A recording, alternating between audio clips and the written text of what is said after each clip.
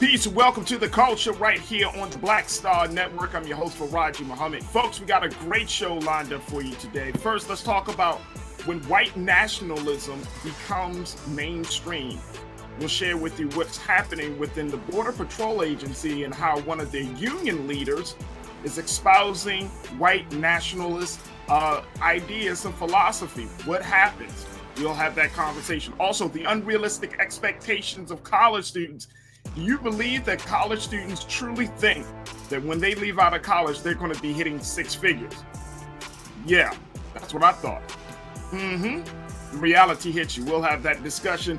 And the death of YouTuber Kevin Samuels and the life of relationship gurus. We'll be checking in with relationship expert LaDon Black to talk to us about this growing trend of what we see and the mysterious circumstances around the life of Kevin Simmons. And then later, of course, we're going to check in and talk a little bit about Dave Chappelle's attacker. My question of the day is going to be this. Should we be happy that his attacker was attacked? We'll have that conversation. Plus, I got this week's last word. So stay with us. That's all coming at you right here on The Culture, right here on the Black Star Network. Let's go.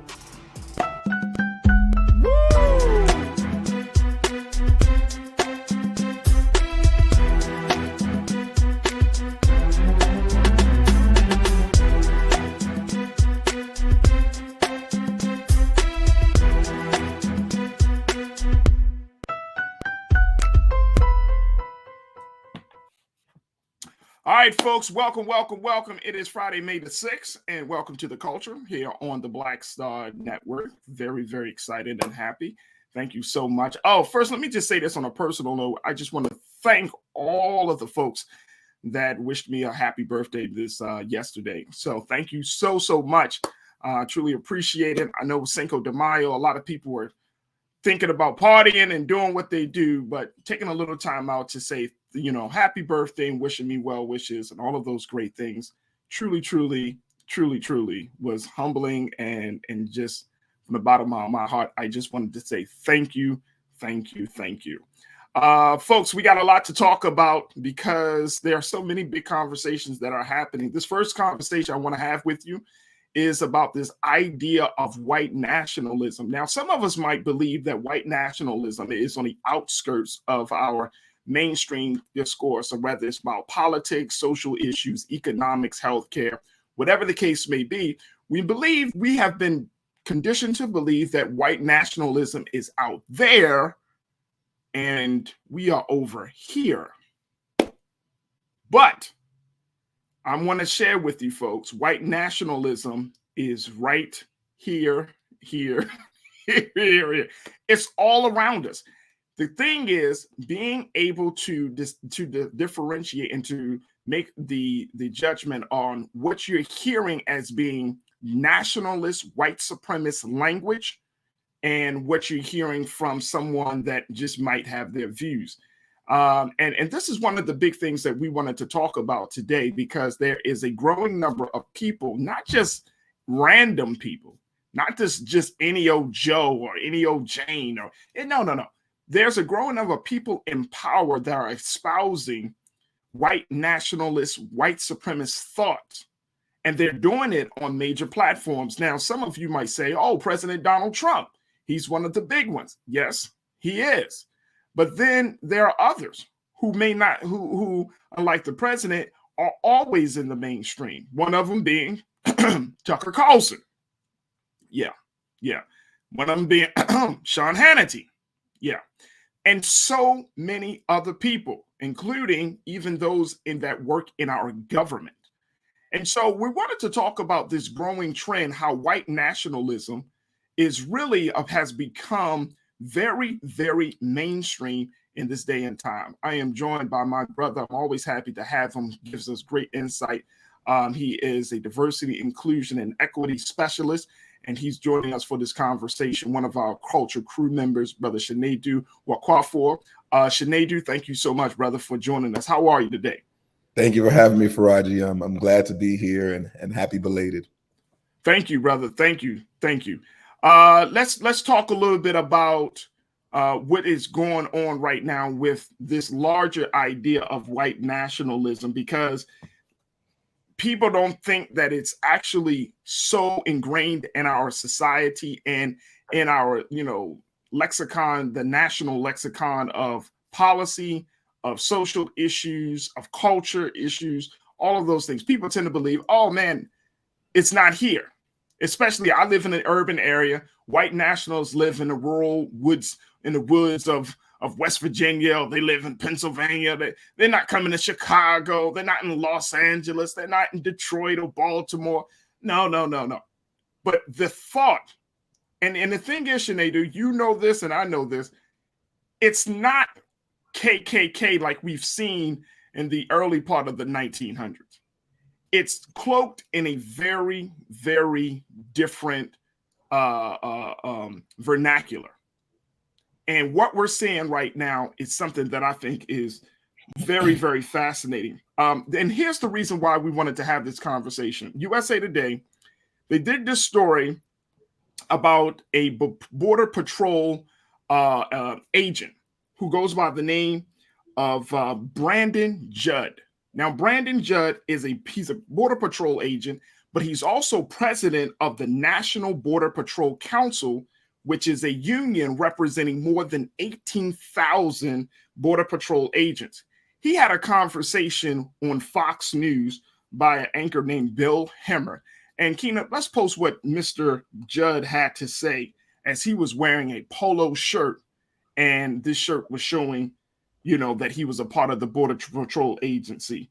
I want to put his quote on the screen there, if we can, Keenan. All right, take a look. Let's go back to the other one, dear brother. The one that there we go. All right, so this is what Mr. Judd said in his interview with Fox News. He said, quote, "I believe talking about Democrats trying to change the demographics of the electorate. That's what I believe they're doing. They want to stay in power, and the only way to stay in power is continue to stay elected." Now, this quote that he is talking about is about the fact that he believes that there are lax border enforcement. And so when allowing people to cross the border without any real restrictions, and he believes that it's a part of a larger conspiracy by the Democrats to allow immigrants to come to the border to fill up the United States so that way they can vote Democrat and essentially take over the election and keep Democrats in power. But he blames immigrants for this. He blames Biden for this. And this is something that we're seeing as part of a larger conversation around that white nationalists and white supremacists has been espousing. This is an idea that they blame other people. They blame Black people. They blame brown folks. They blame people outside of white communities that says this is the problem. Now, he's blaming the president as being weak on these policies, but then he's saying that once they get in there, and this is something that you might hear from some folks, some white nationalists, you might hear them say, oh, they're coming across the border and they're bringing crime. They're dirty. They're infested. And they're ridding our cities they're plaguing our cities. This type of language. Sinead, what do we make of this when you have an individual like Brandon Judd, who is part of the federal agency, who is the president of an agency that has 18,000 Border Patrol agents under his command? Take a look at him, folks. And this whole idea, this is what they call replacement theory. And replacement theory is one of the main tenets of white supremacy, white nationalist thoughts. And he said this. This is not unusual because we also know that if outside of border patrols, you have police officers that have espoused certain these type of views in dealing with Black people and dealing with diverse communities. What do you make of this, bro? Well, you started by saying, even though you may not see the white supremacy in cities like Baltimore, Philadelphia, you do, but you see them in policy. You don't see them in person.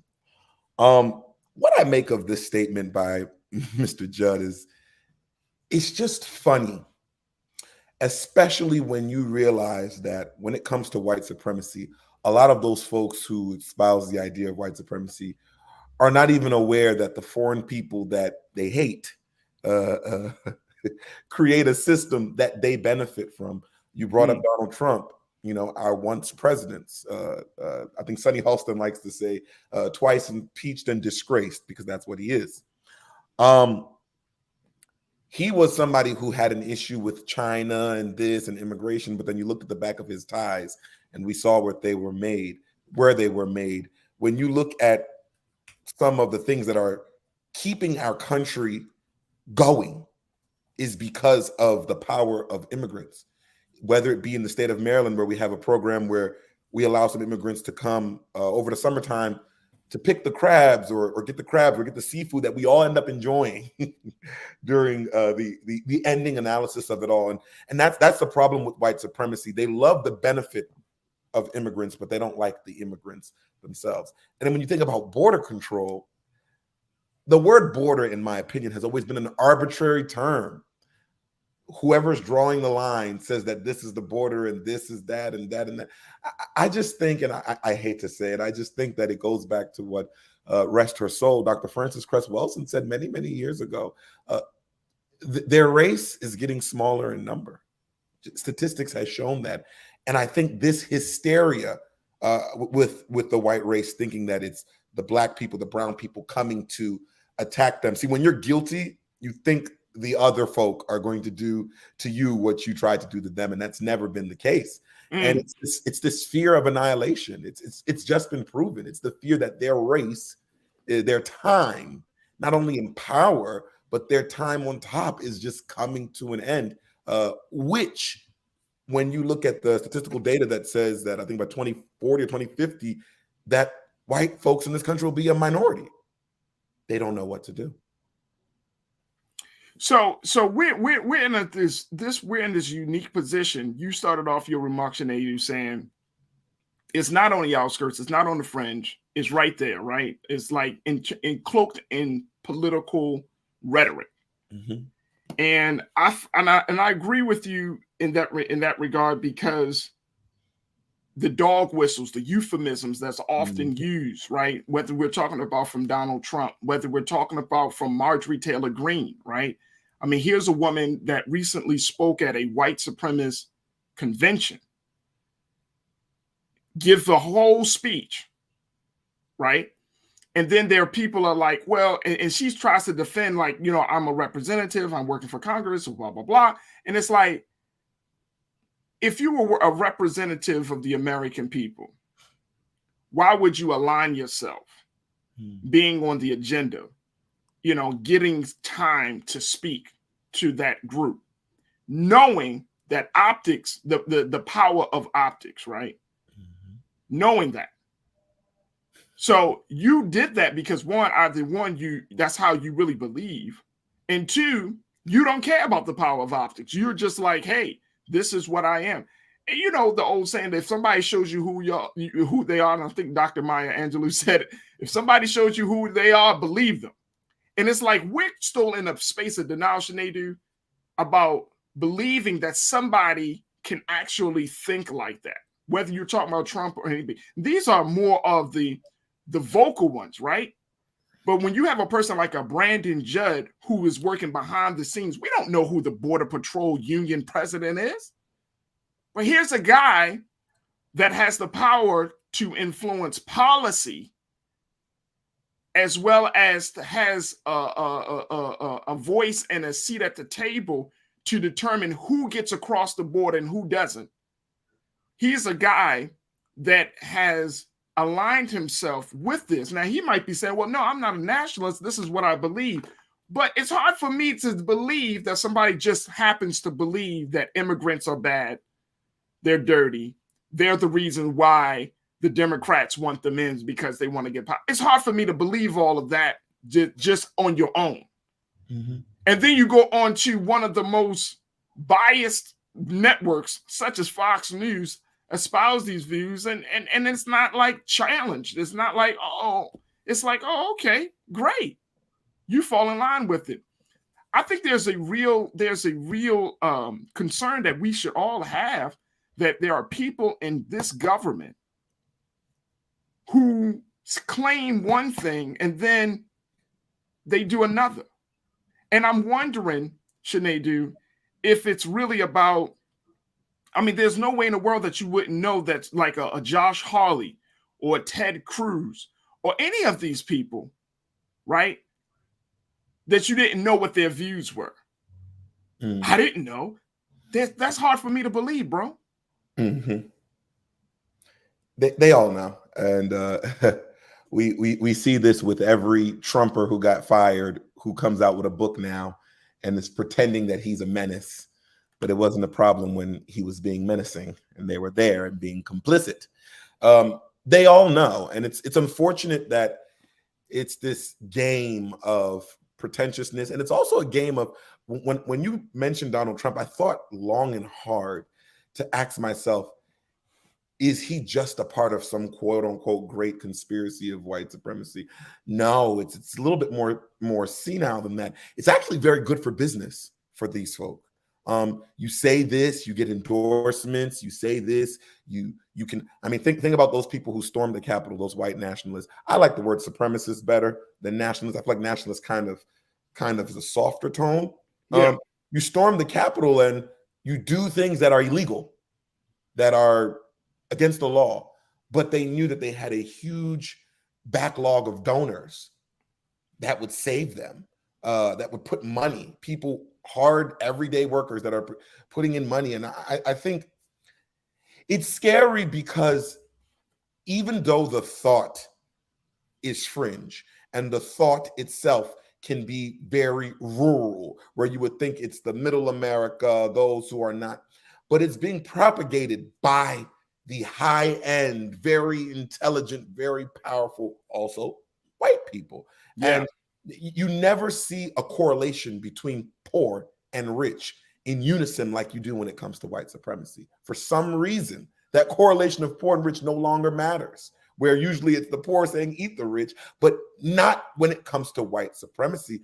And I think when you think of this nation being a great nation, this nation and those who participate or benefit from white supremacy, they've never made any type of penance towards what they did or what they are doing.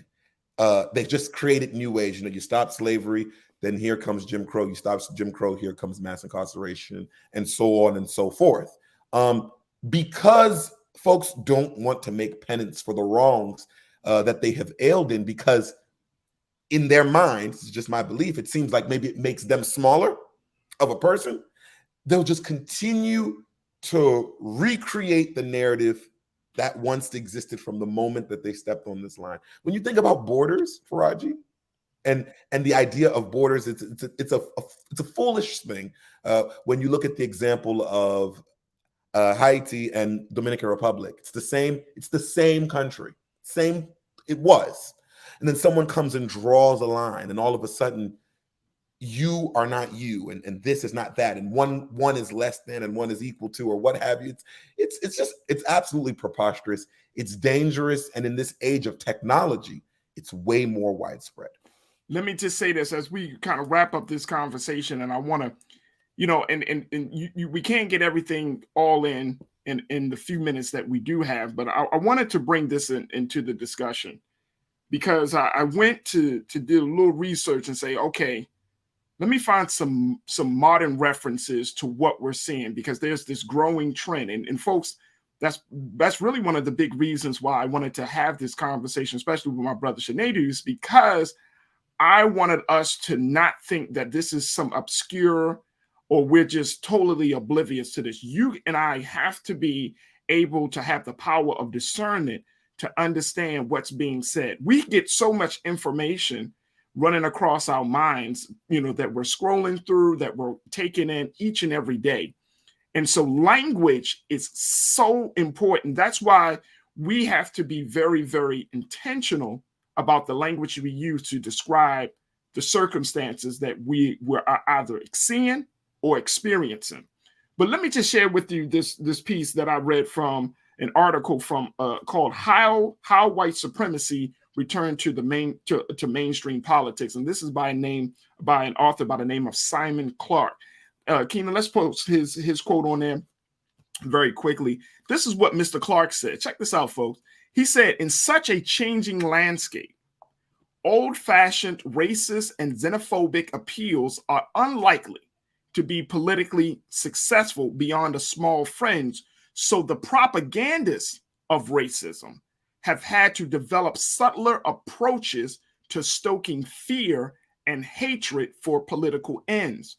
To do so, they have repackaged racist traditions in language and forms that could more easily enter mainstream political discourse." Mr. Clark is a white man saying this, and I got this from the you can go and check this out. It's a fascinating article. It's from AmericanProgress.org, and this is based on a report that was done by American Progress to identify and calling out white nationalist ideas and that are infiltrating U.S. political discourse. Folks, look at that. Look at this. That we're in that time, and I'm wondering if those ideas become mainstream, the work that you're doing, diversity, equity, inclusion, how do you counter that force to make sure that there is some disruption of some of those ideas, or there is some debunking of some of those ideas? Because, some of our people, we're so we so ripped up and we turned around and up is down and down is up. We might be like, yeah, he right. He right. It's the immigrants' fault. Yeah, he right. He right. It's this group's fault or that group's fault. So based upon the work that you're doing, how do you counter that type of propaganda? Oh man, it's almost a sad response that I'm going to give you. There's almost an impossibility. It's almost an impossibility simply because when you think about diversity, equity, and inclusion, if you're doing it correctly, one of the main tenets in bringing in a diverse workforce is dismantling white supremacy. It is at the top of everything, and that becomes difficult because sometimes if you're dismantling a house that you're living in, where do you then go? When this system is so intertwined to the everyday lifestyle that sometimes it's easier to pick through little pieces slowly but surely to hopefully one day get to the bigger overarching thing that, hey, we got to dismantle white supremacy. But it's very difficult. And actually, I go to trainings with other colleagues in the space, and that's the number one thing and that people ask, that how do we fix maybe this small thing here if it's emanating from a bigger thing of white men in particular and their beliefs, and how that in theory is the building block of all systems in this country. No one really has an answer, but that doesn't mean that we stop working. It has to be a continuous fight that even after you win, you even fight harder. Well, we do need to have an answer. I'm serious. We do need to have an. There's no way. Here's why. Mm-hmm. We need to have an answer because they have a very concerted. They have a game plan on how to get this message out there, right? Mm-hmm. So they and I'm talking about white nationalists, white supremacists. They know that they can't go through the streets of urban centers of cities across this country, on a horse and dressed like the KKK. So how do they do it? They infiltrate systems. They infiltrate institutions, right? They get on television and they build up their following for their platforms for people to listen. Let me just share this with y'all, folks. Mm-hmm. New York Times, they did this expose on Tucker Carlson over these past couple of days. It's a 3-part series, and they call it White Nationalists. And in that 3-part series that they've done, they looked at over about 1,130 shows of Tucker Carlson, of 30 episodes of Tucker Carlson tonight. And they looked at it, and they determine how many times he has stoked white fear, how many times he has blew the dog whistles and used the euphemisms and espoused those conspiracy theories. I mean, and it's so many times. But guess what?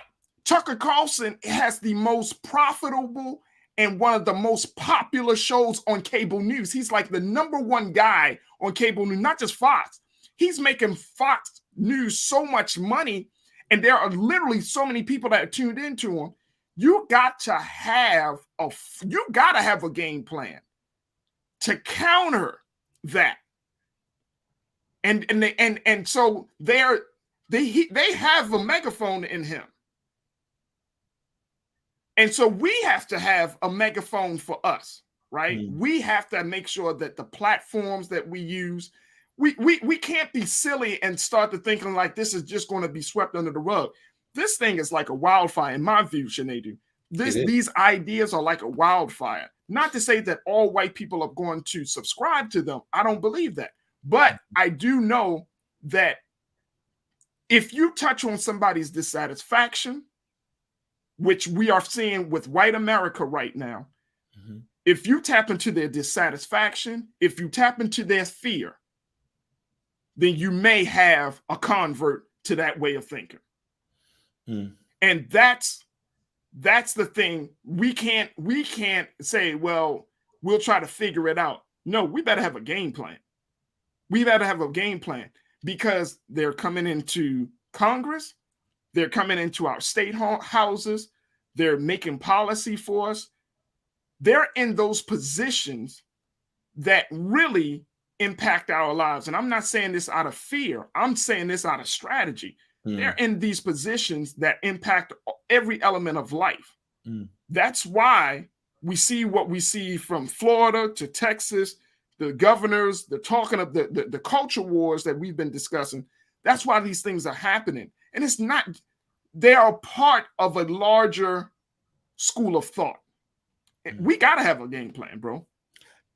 You're right. And I think the thing about our community is that we are not we don't have a monolithic way of thinking. We don't have a homogenous way of thinking, if you will. We're just, our thoughts are so vast that it can't, the benefit in a lot of these white supremacists that no matter how different they are, their general theory matches up with each other. Whether you're a white supremacist from the South, right, West or East, or even out of the country, because we heard what they said in Ukraine during the war of who can get on the buses first. We heard that. And we heard what they're saying in Hungary as they're starting to play Tucker Carlson at the CPAC that they have there and reverberate his rhetoric. I think what we must do, because at the same time, there is a benefit of this quote unquote white nationalist, white fear. It brings chances and opportunities for DEI to do their own infiltration. I'll give you an example. After the death of George Floyd, may he rest in peace, and Breonna Taylor, do you know what a lot of corporations did? They built a DEI team. Never had it before. They built one, and a lot of them are being ran by Black people who are creating strategies all throughout our society that involve Black and brown people penetrating these same areas. Yeah. Now, the thing that happens then is like, okay, now we've penetrated Congress, we've penetrated the private companies, the public companies. Now that we're there, now that we have power, this has become our biggest issue since the days of Martin Luther King. Who becomes the rallying call? Who gets to give the word, the marching orders?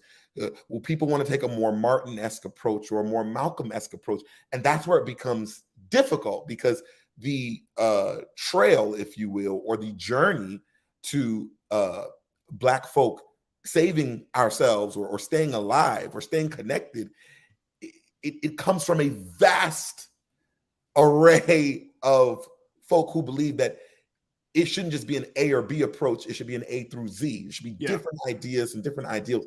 And that's where it becomes really complicated, because when so many people are saying so many different things, it's so many different factions running around themselves. And I think that is where we are. And look, as we're having this conversation, it just goes to show you how on time we are with even having this conversation. Folks, breaking news out of CNN, where Representative Marjorie Taylor Greene, it was decided upon by a state judge down in Georgia. Folks in Georgia, y'all got to listen up on this. Judge Charles Boudreaux, he said in a 19-page recommendation that Marjorie Taylor Greene should not be taken off the ballot because, or shouldn't be disqualified over her role in the January 6th insurrection. This is what the judge, now look at his reasoning. In his 19-page recommendation, he said, quote, the challengers have produced insufficient evidence to show that Representative Greene engaged in that insurrection after she took the oath of office on January 3rd, 2021. The recommendation will now be taken up by the Georgia Secretary of State, Brad Raffensperger. This is a Republican. This is the same guy who Donald Trump said you should try to find the votes for me down in Georgia. Y'all remember that? And according to CNN, it's possible but highly unlikely that Raffensperger will overrule the judge's recommendation and disqualify Greene on her own. Look at this. Look at this real quick, folks. There were groups, advocacy groups, legal analysts, scholars, folks, and community leaders that said she needs to be off the ballot. She's just doing too much. And this judge says she will not be disqualified. She shouldn't be disqualified because she was not engaged. She may not have been engaged, but did she create the winds by which January 6th could take place? Y'all remember, I wish we had enough time right now, but there was a picture of Josh Hawley. And Josh Hawley was there. It was a picture as he was walking out. All this mayhem is happening from January 6th. He walking out with his fist in the air. Y'all remember this? I don't know if some of you may have seen this picture. He walking out with his fist in the air like he's in solidarity. This is what's happening. White nationalism becoming. Now look, again, he said insufficient evidence. But if you look at the record of Marjorie Taylor Greene, how is it insufficient? Everything she's a believer in some of these conspiracy theories, like the replacement theory. She believed that the election was stolen. All of these things. But she should not be disqualified from the ballot. And this might be, I'm going to say it, this might be one of the ways that they keep Trump on the ballot for 2024. Absolutely. That there's not sufficient evidence. Or Farajii, because he wasn't, quote unquote, engaged, because there's still a lot of mystery about whether he was engaged in January 6th or not, that he may not be relieved from the ballot. This is the stuff I'm talking about, folks. So I'm saying that because this is the place we're in America, and we have to be very intentional and cognizant, and most importantly, we got to be willing to fight to figure out how we're going to move forward in this country, because these forces are coming at us. If they're judges, if they're council people, if they're state representatives, and if they're presidents, then we got to have a game plan. Farajii, it's interesting that when you were reading that and explaining what has happened, that connection, that continuation, the only thing I could think about was how when Barack Obama was running, how they made it a huge deal that he had any connections with the Honorable Minister Louis Farrakhan and Jeremiah Wright. Right. Where he had to repudiate these two human beings as if they were the bane of existence in this world. And how these two gentlemen have never did a national insurrection, has never led people to say hang the president or nothing of that nature, but just the idea that Barack Obama could be associated in any way with two Black influential leaders could have caused him his presidency. It just shows that at the very end of the day, this white nationalism thing is so powerful that even the white folk, quote unquote, who may seem like they want to help, at the very end of the day, their plan is not Democratic or Republican. It's white, irregardless of anything else. And it's very dangerous. And you're right, Farajii, that is exactly how they would put Trump on. And once it works, this is the thing that we're noticing. Once it works, everybody else does it. You saw it in Florida with the Don't Say Gay bill. Once they got that, all the other states that align in that, like you said, it's a strategy. It really is a strategy. And people don't like hearing this as a solution, but that is why we have to vote.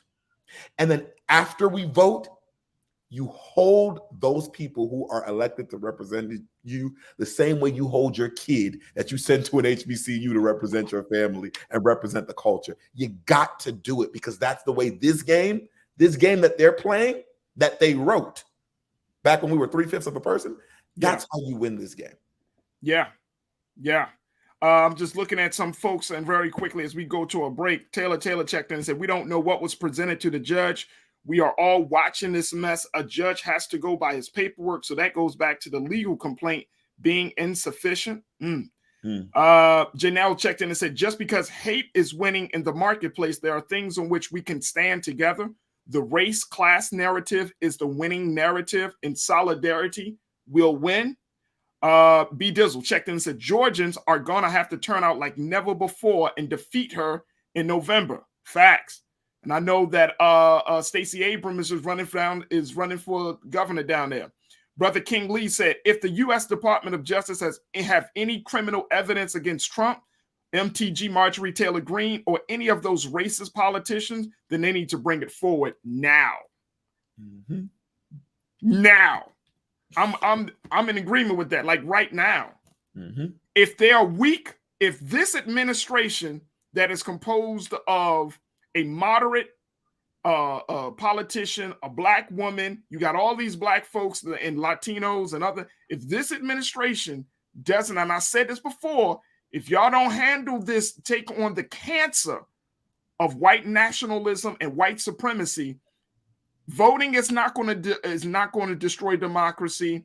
None of that other stuff. That white nationalism is the greatest threat to democracy in this country right now. White supremacy, those ideas, those conspiracy theories, all of those things. That is the great threat facing this country right now. Look, folks, we got to take a quick pause. When we come back, we're going to shift gears, get a little conversation about the expectations of college students as they're coming out of college and they're facing the reality of what they're actually going to be paid and what they're worth. We'll have that conversation. And then at 4 o'clock, we talk about the death of Kevin Samuels and the life of online relationship gurus. Stay with us. A lot to get to here on The Culture on the Black Star Network. We'll be right back.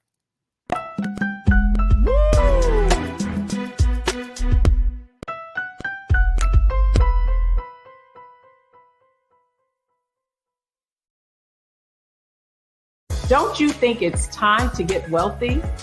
I'm Deborah Owens, America's Wealth Coach, and my new show on the Black Star Network focuses on the things your financial advisor or bank isn't telling you. So watch Get Wealthy on the Black Star Network.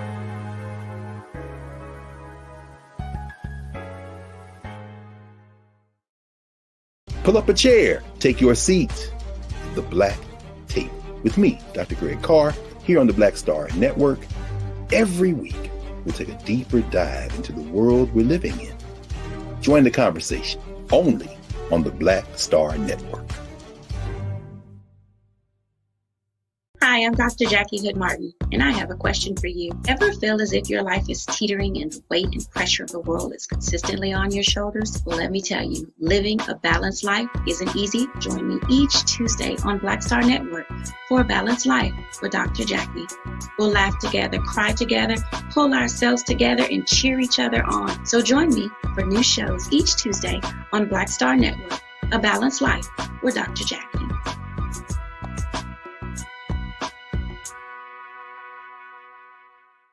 It's time to be smart.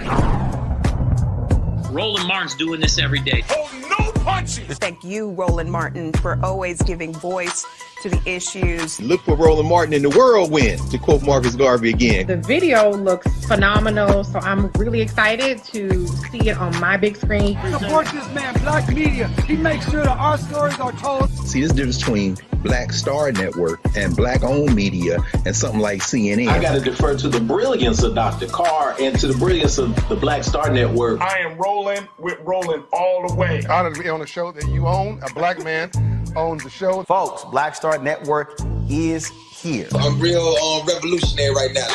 Roland was amazing on there. Stay black. I love y'all. I can't commend you enough about this platform that you've created for us to be able to share who we are, what we're doing in the world, and the impact that we're having. Let's be smart. Bring your eyeballs home. You can't be Black-owned media and be scared. You dig?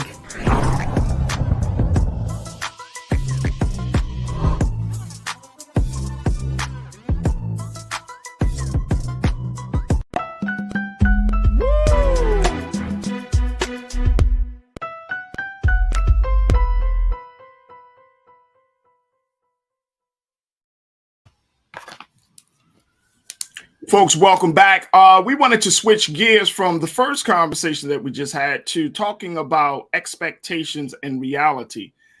There has been a number of college students that have been facing some unprecedented circumstances and challenges because of COVID, because of educational experiences. And now there is a new challenge that is facing the college student. Here's the new challenge, folks. The reality that when they get out of college, they're not going to get a job or jump into a career automatically making six figures. This is one of the big misperceptions that are facing college students right now. Unrealistic expectations about the future. There was a recent study that was done conducted by Real Estate which found that across all majors and institutions that today's college students expect to make $103,880 in their first post-graduation job. Now, this is according to Real Estate Which, the survey company. But the reality is much lower, as the average starting salary is actually about half that at $55,260, statistics show. The survey found that across all majors and institutions, undergraduate students overestimate their starting salaries by 88%, and that 1 in 3 worry that they won't make enough money to live comfortably after graduation. I want to bring back Culture Crew member Shanedu Wakwafor to give us some insight on this, because Shanedu, you've been working, first, you were a graduate of college, the great Morgan State University. So you understand exactly how expectations and reality expectations take you one place, reality will smack you down and humble you in some way, right? Absolutely. But to see that there was this perception, and this was a little shocking to me, Shanedu, that you're coming out of college, you're thinking you're making over six figures. I'm trying to figure out what the hell were you thinking?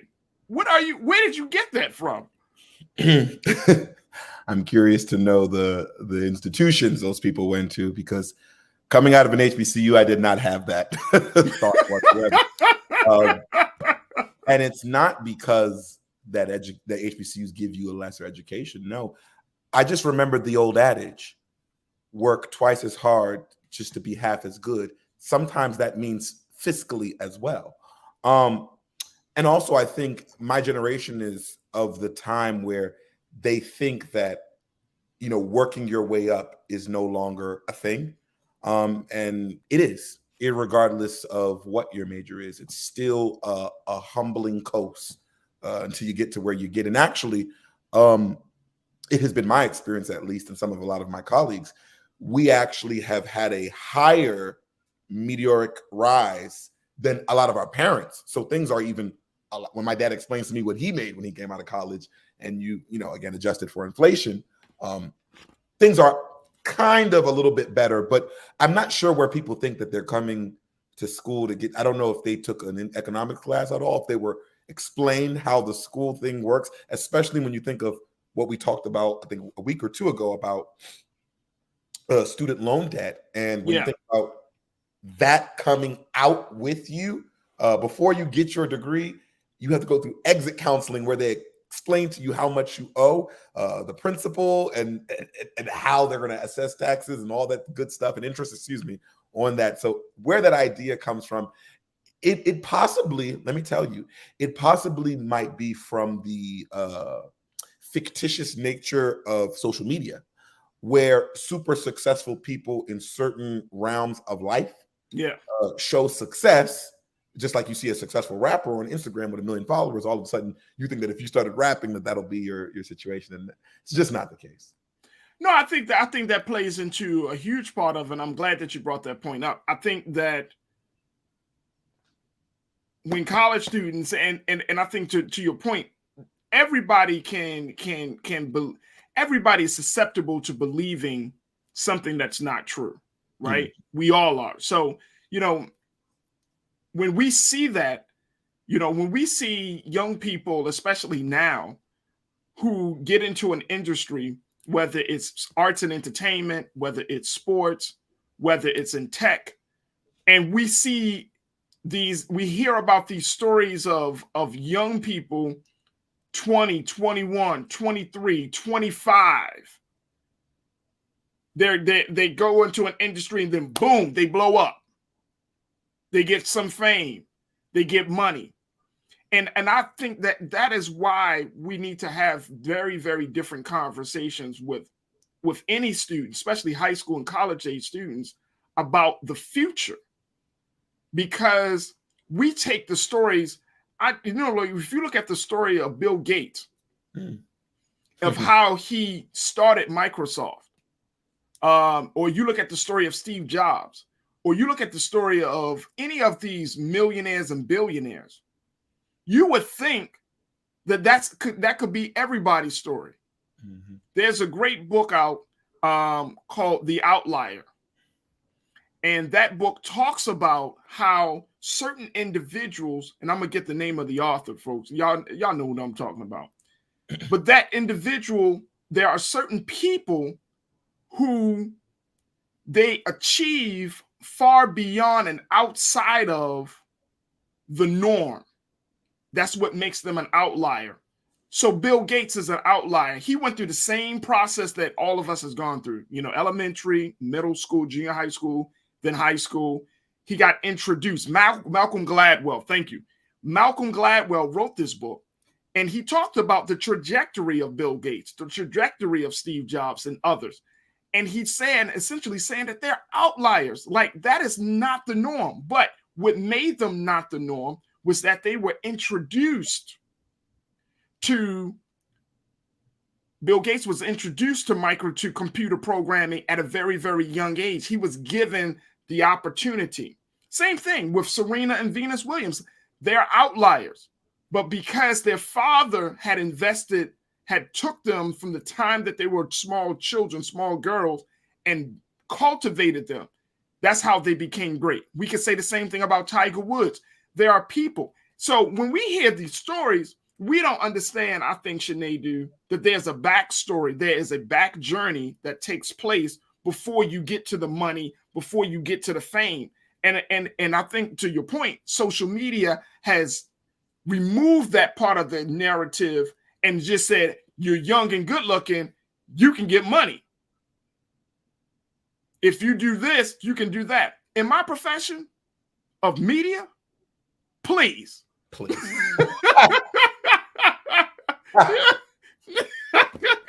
me tell you, it said it in this. There's a report, folks, by the National Association of Colleges and Employers. And in their report, they do what they call these salary projections.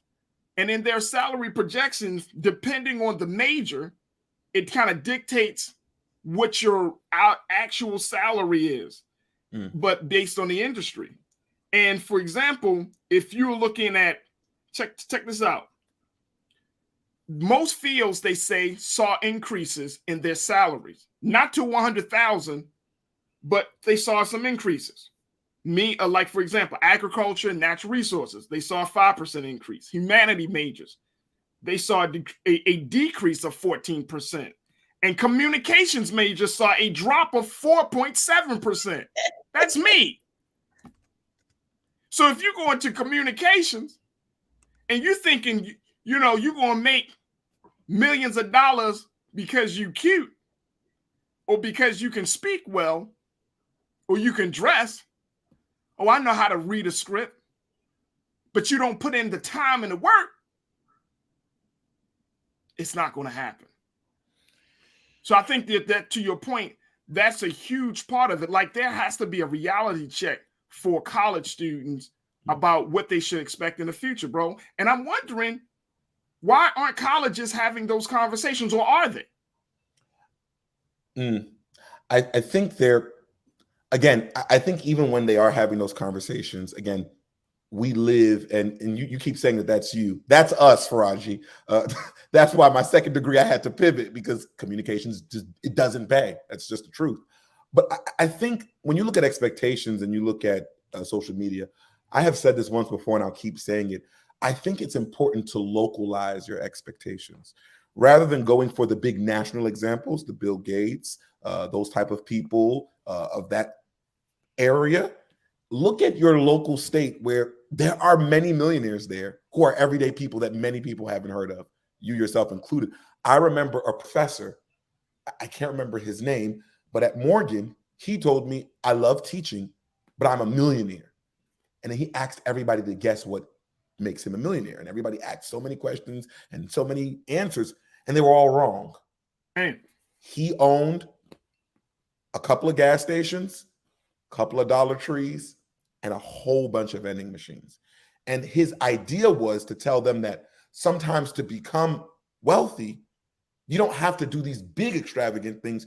You can do little things that pay dividends over long times.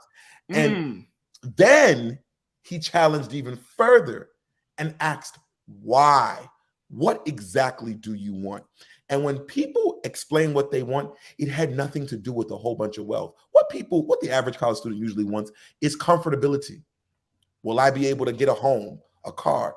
And you don't need to be buku rich to do that. You need to know how to manage your money, manage your expenses, combine your money. He used to talk to us about how when he was in college, they combined their monies to make it grow for everybody faster. So when you think about those who say things of the nature of like, expecting to come out making six figures and stuff like that, I think about the Nigerian community my parents come from. A lot of them had no money, even after coming out of college. And shout out to immigrants, because a lot of immigrants who come from a foreign land, they may have degrees and still start all over again. So shout out to them, because that's what both of my parents did. But what their community did is they had a collective economics where people not only brought their money together, but their ideals together. And today, they're all successful within the same realm because that mindset was able to grow. The most successful Black people in the world are Nigerian. Yeah. That can be proven. And that's because it has to be a mindset that is bigger than just the flash of a quick social media post that is probably less than 1% of reality. Right. Look, McCole checked in on our page and said, yep, we have to have multiple revenue streams. If you want to make it, if you want to be well off, let's not use such elementary words like rich. You know what I'm saying? When I hear adults be like, I want to be rich, I'll be like, what are you in the third grade? What the hell? Oh yeah, you want to make $1 bazillion too? Like, like what the hell is that? Rich. I just want to be rich. You want to be wealthy. You want to be well off, right? But look, and this is promulgated in our culture. Of course, in hip hop, that's all it is. You 21, 22, you can spit some bars. Oh, I was listening to I forgot the artist's name, but he had to be in his early 20s, like 22. I think it was Lil Durk or something, Lil Baby. Talking about I made $40 million last year. Now, if I'm listening to that, I'm a grown man listening to that. And I'm like, okay, you made $40 million. I don't know how. But okay, fine. You made 40 million last year. What you doing with it? You know what I mean? My mind start going down that road, and they do like, okay, what you doing with your money? You just splurging it at the club? Are you buying cars? Are you investing in something? Like, how are you keeping that money running, right?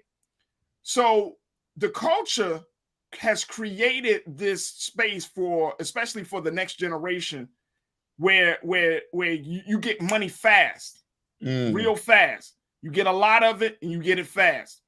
So I think that's one of the big issues too, right? There's a cultural component to this, because nobody would have an expectation if they didn't believe, and that belief wouldn't have come out of nowhere. There's an attitude that, no, I'm worthy. And I know everybody, this is the other thing, and as we wrap up this part of the conversation, Sinead, everybody claims that when you walk into a room, you know, I see this on social media a lot. When you walk into the room, you walk in there like you were sent there, right? Okay. But guess what? And people often say, well, they tell them, make sure you tell them that you pay you what you're worth. You haven't done anything. If you don't have that experience, one or two, how are they going to say, I'm going to pay you what you're worth? How is it that in some industries, such as law and medicine, they don't pay you a lot of money? You a law clerk. You a resident. You working crazy ass hours. You know what I'm saying? You know, they don't pay you. You don't get that money overnight. That doesn't happen. But you can't expect somebody to pay you all this money and you have yet to show and prove that you can do the work, and you could do the work excellently. I'm going to just create a new word. Should they do excellently? You know what I mean? Absolutely. Like people come into, and I know, you know, I remember working in radio at Morgan, and I would come across students all the time, and they would say, oh, Farajii, you know, I mean, this is cool. Public radio is cool, but I want to talk about this. And I was like, you want to talk about commercial radio? That's fine. But let me just tell you something. There are really no young voices in public radio. You would be better off blazing the trail, because I'm in it. So you would be better off making a way and making a name for yourself in public radio as a young Black person versus going into commercial radio and being on some hip hop station that nobody will remember you. I don't know how many people took that advice, Sinead. A lot don't. Because that's a lot of work. just like the 40 million that a little baby or whomever made. You have to also think of the mindset. The idea was to show that money, not to grow it. Right. That's a huge issue with this generation, and it's my generation included. And I always tell people, I make a decent amount of money, but I always tell people that whole thing of, you know, demand your worth and add for. If they don't pay you your worth, don't always leave. You can now pay yourself, and that's by investing in yourself. Because the truth of the matter is, no job will pay you your worth. Only people who will pay you what you're worth is you. So if you can now utilize your job to now pay yourself, that's a whole nother conversation for a whole nother segment. Project. Hey, man. Hey, until you pay yourself, and guess what? You still, let's stop playing games as we wrap up this conversation. Even if you go in business for yourself, you are not going to, if you are in a real business situation, it takes, they said, on average, 3 to 5 years to turn a profit. Every cent that you make in your business needs to go back into your business. You ain't gonna make no real money unless you're consistent, unless you stay the course for 3 to 5 years. That's what they say on average. Somebody can verify this, but Uber just became profitable, I think, last year.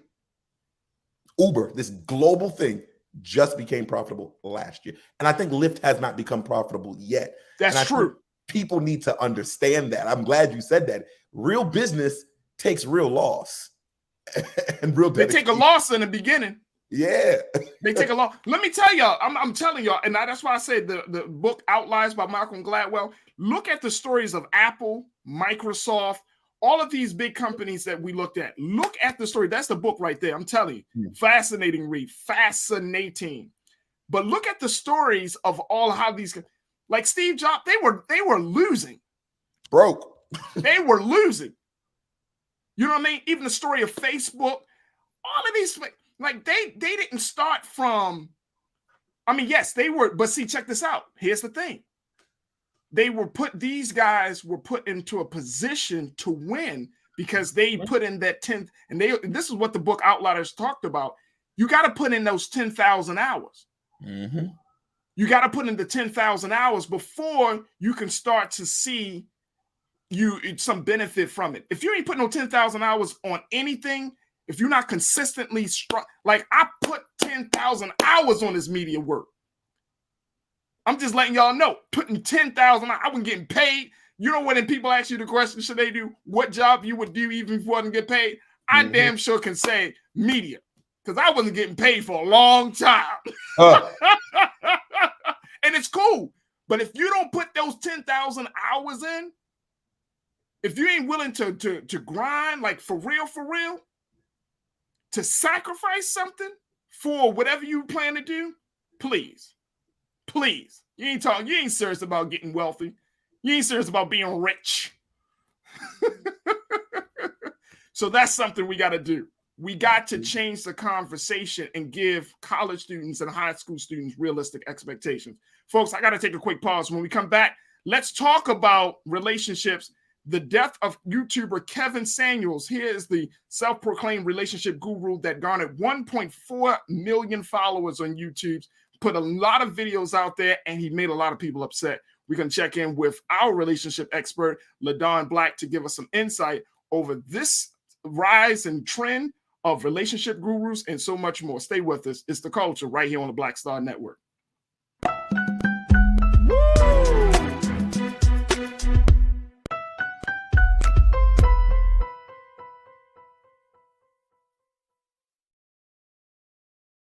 Don't you think it's time to get wealthy? I'm Deborah Owens, America's Wealth Coach, and my new show on the Black Star Network focuses on the things your financial advisor or bank isn't telling you. So watch Get Wealthy on the Black Star Network.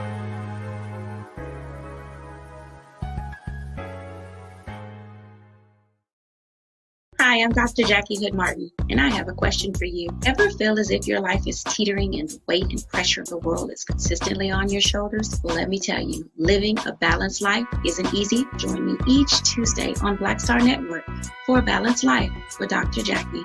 We'll laugh together, cry together, pull ourselves together, and cheer each other on. So join me for new shows each Tuesday on Black Star Network, A Balanced Life with Dr. Jackie.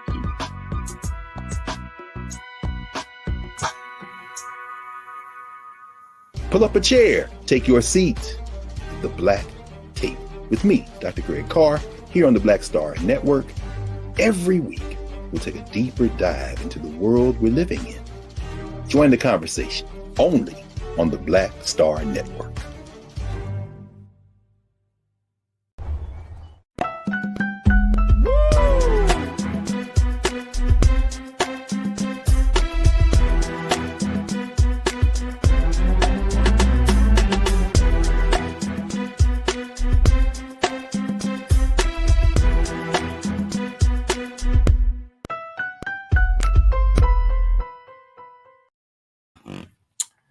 All right, folks, welcome back to the show. For the second hour of the show, we wanted to have a conversation about something that everybody on Twitter has been talking about for the past 12 hours, which is the unfortunate and yet mysterious death of self-proclaimed relationship guru, Mr. Kevin Samuels. Now, it came out late last night that Kevin Samuels had actually died.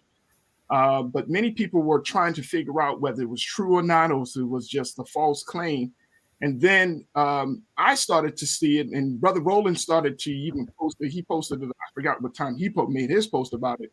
But he said he was trying to check his sources, and based upon that, they could not confirm or deny whether Kevin Samuels had actually passed away. Well, a few hours later and early this morning, I saw the reports. I saw it from Revolt, and I saw it from some other sources, as well as now it's been confirmed by NBC as well, that the relationship guru Mr. Samuels has actually passed away at the age of 56. Police had gone to an apartment in Atlanta, Georgia, to find him to be unresponsive. They had tried to do CPR on him, but the woman that was in his apartment with him at the time said that he was clutching his chest and had simply fallen to the ground. And so there is talk that the cause of death may have been cardiac arrest.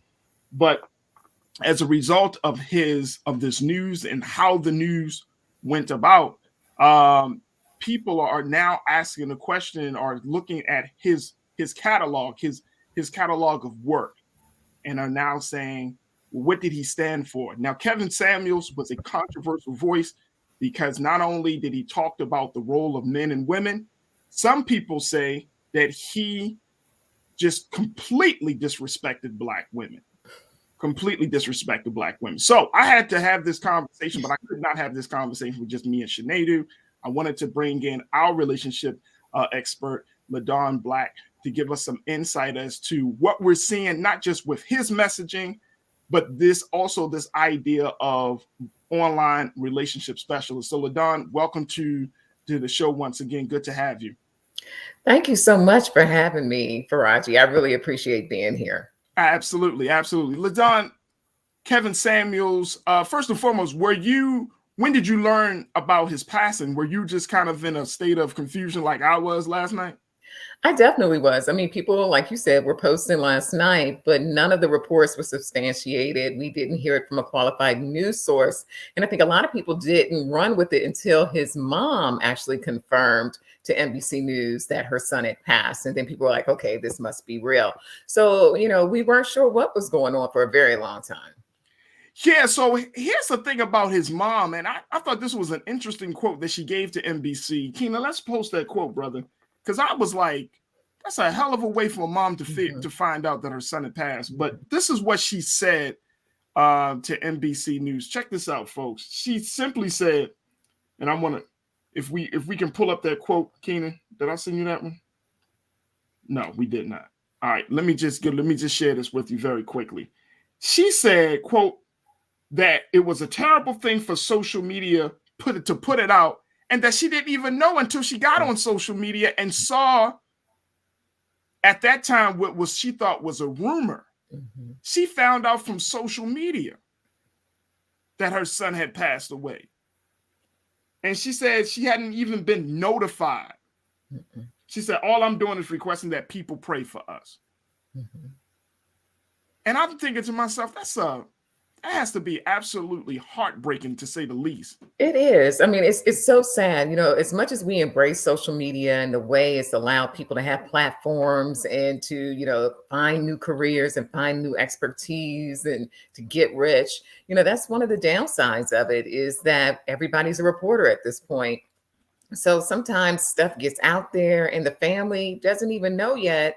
And it can be shocking. I mean, can you imagine opening up your phone and finding out that your child is no longer here? Oh my gosh, no, mm-hmm. No. And that's truly the sad part. So, like I mentioned, that there's talk saying that it may have been cardiac arrest, which mm-hmm. is ironic that if he had heart failure, mm-hmm. that was the line of work that he was doing. Right. Was trying to mend or work with the affairs of the heart, and so it's kind of a crazy circumstance to be victim of.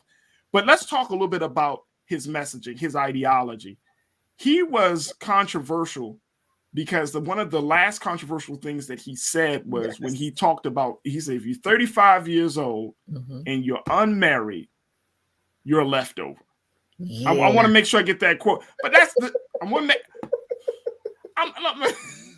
LaDon, what? Well, this is the thing. I think a lot of times when you look at people who come to prominence via social media, via YouTube, they're entertainers. And I think people forget that. Like, you watch them because they're funny, because they're controversial, because they're entertaining. So for him to say something like that, And for it to go viral the way it did, that's what he was good at. He was good at sort of hitting you in the heart with that stake and having you go, wait a minute, I've never been married and I'm 40. Am I a leftover? Or if you know you're not a leftover, you're like, well, let me get on his page and say something real quick or put my own video up. Right. He was good at that. And whether or not you think he was a qualified expert or not, you cannot deny the entertainment factor when it comes to his messages. And see, that's the other part about it, because, like, for example, and you know, the work that you do, LaDon, is, I mean, you're an author, you host television and radio shows, you provide counseling to people. Like, this is your life, right? Right. This repairing the damages, getting people to fall in love and to work through all of those issues. Like, this is your life. And so part of me is feeling like, when we look at these quote unquote self-proclaimed relationship specialists or relationship gurus, I'm thinking to myself, like, and people are literally listening to them. Sure.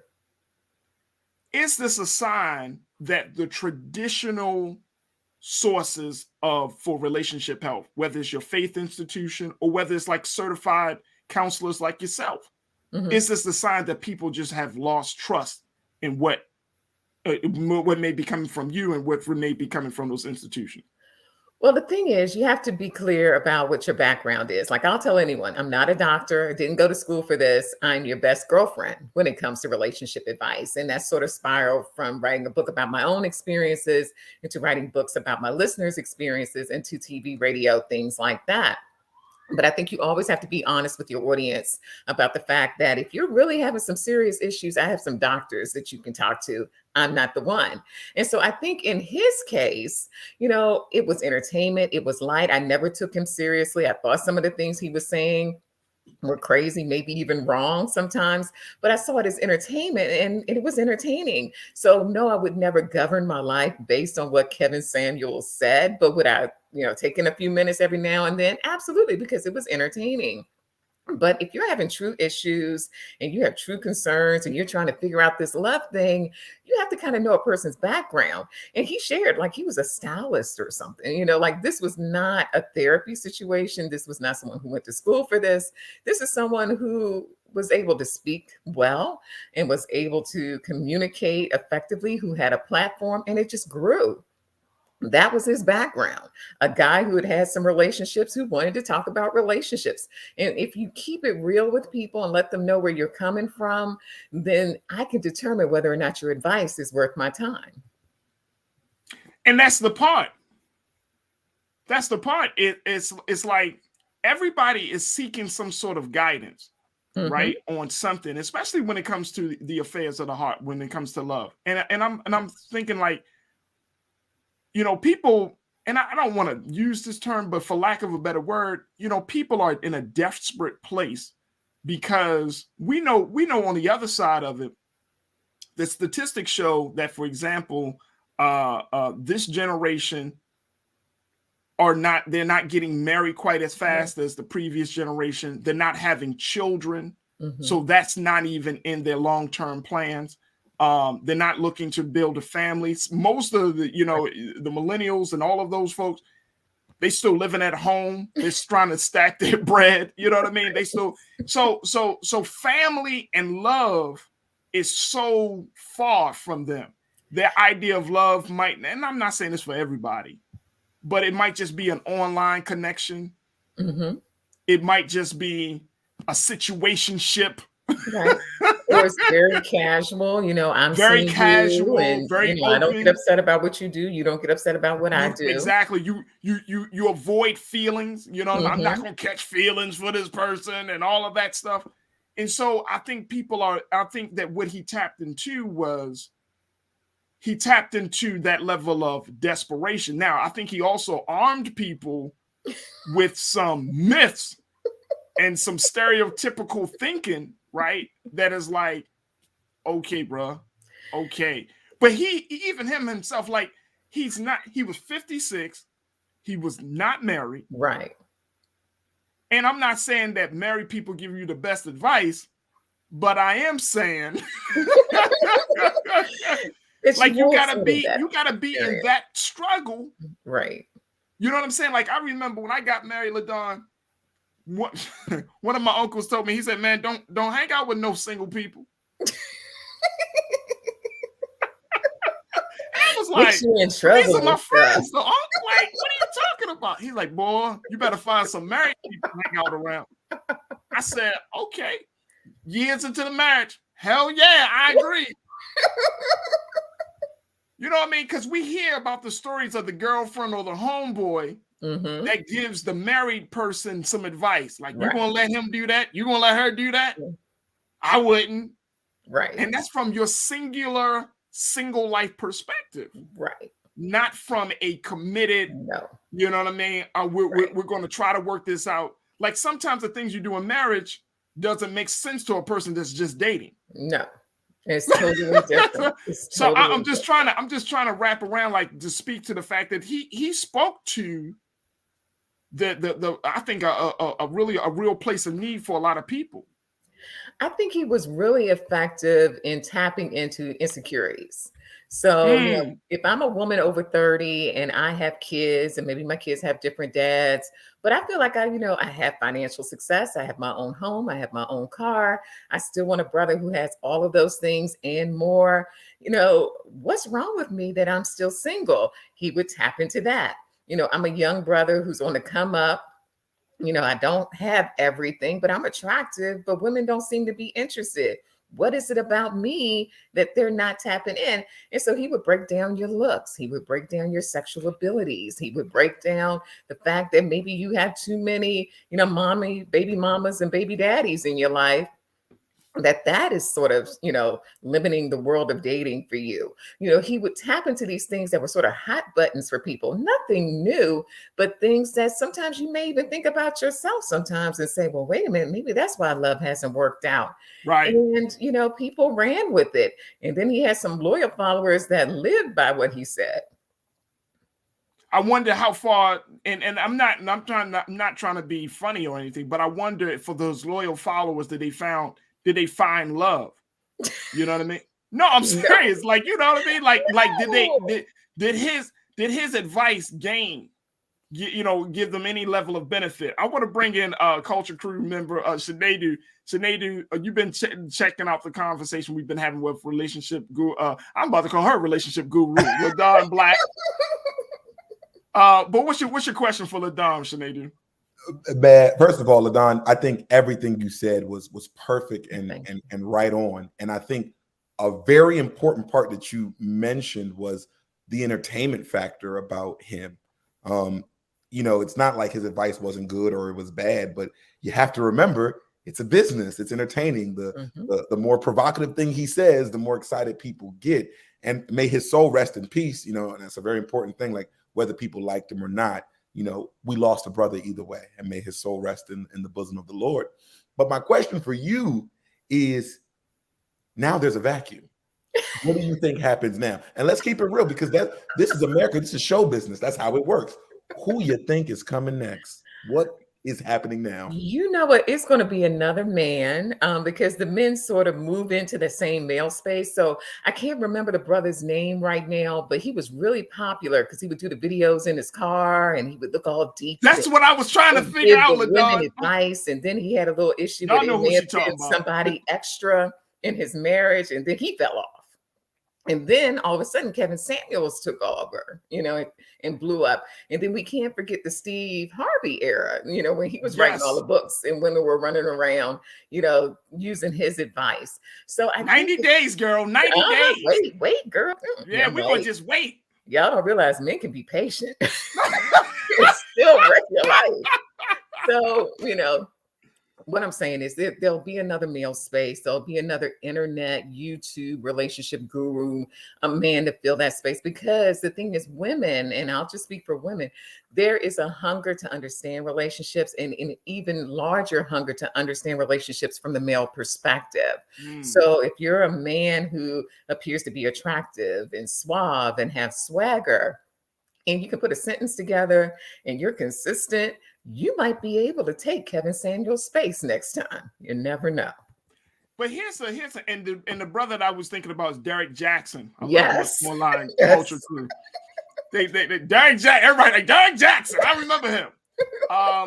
But see, here's the thing. Here's my real concern around this.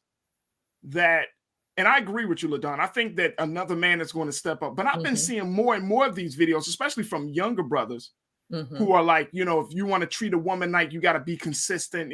I mean, it's and look, let me just tell you something. Like, as a man, it sounds good. It sounds smooth, right?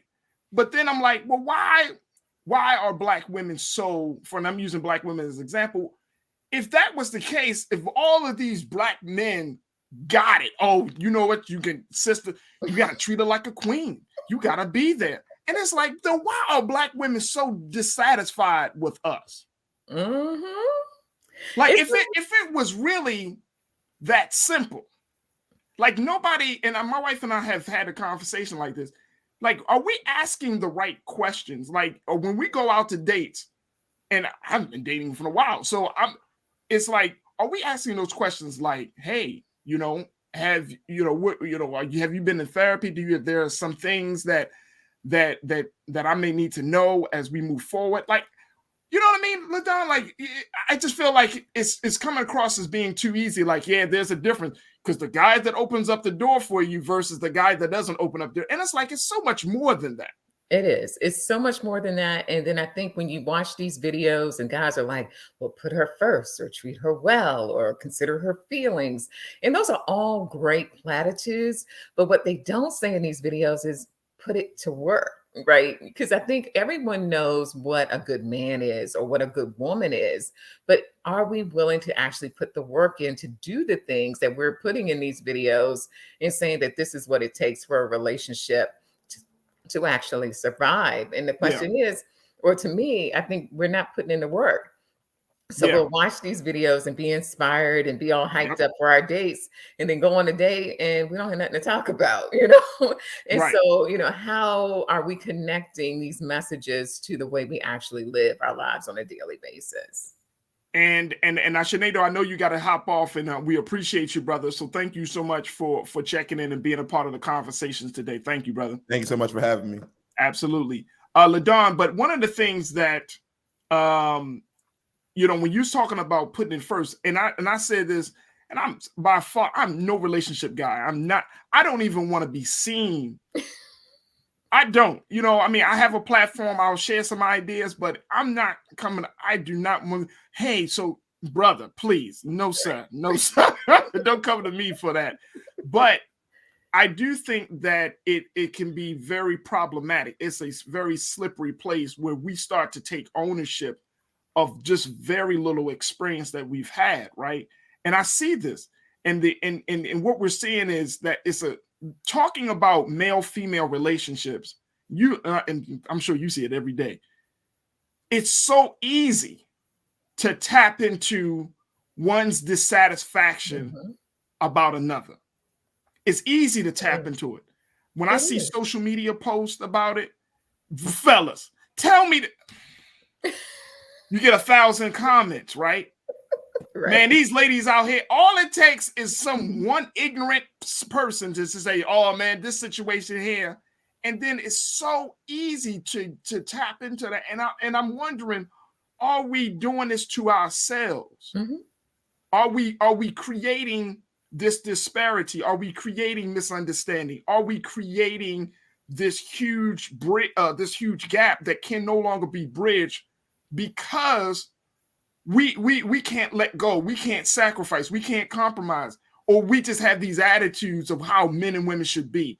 Are we making our own relationships dysfunctional? I think in many ways we are, in that we, you know, post these questions on social media. We have these experts who sort of touch the hot buttons when it comes to, you know, relationships, but nobody's really offering a real solution. And nobody is really saying that there are two sides to every argument. You know, if you think about some of the themes that Kevin Samuels addressed in some of his videos, you know, talking about the woman who's pursuing a man with money because that's the type of lifestyle she wants to live, or talking about, how good you actually really look.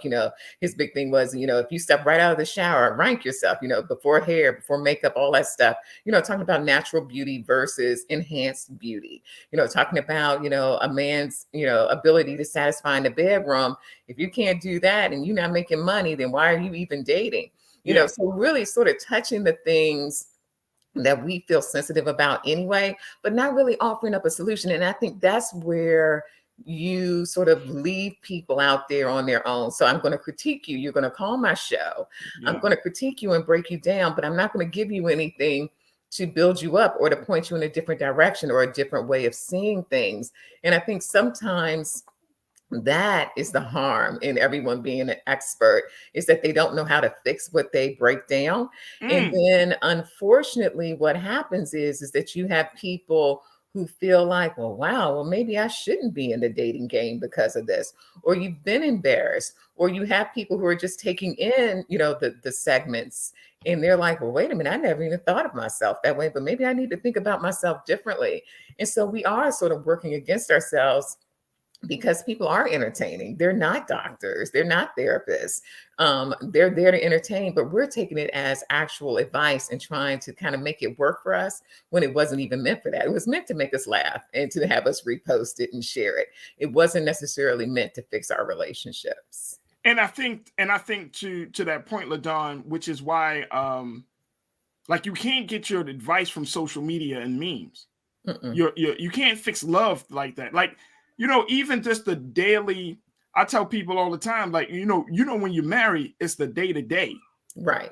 It's the day to day. It's not the vacations moments. It's not, you walk into the room and there's flowers on the bed. Like, yes, all of those things happen. But if you can't wake up to your partner and in a offline, in a regular day, it can't do something to make your partner happy.